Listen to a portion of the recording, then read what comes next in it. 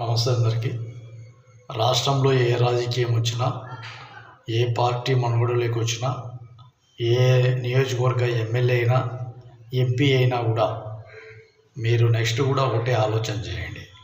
మీ గ్రామాల డెవలప్మెంట్ని చూసుకోండి, మీ వార్డుల డెవలప్మెంట్ చూసుకోండి, మీ రోడ్ల విషయాలు చూసుకోండి, మీ సమస్యలతో మాట్లాడండి. ఇంకా ఏదైనా ఇబ్బందులు ఉంటే అది టౌన్ కావచ్చు, సిటీ కావచ్చు, గ్రామాలు కావచ్చు, నోడల్ గ్రామాలు కావచ్చు, మంచి పల్లెలు కావచ్చు, ఎక్కడైనా కానీ మా సమిష్టి కృషి లేకపోతే ఎక్కడ వేసిన గొంగలి అక్కడే అన్నట్టు సామెతలు ఉంటాయి.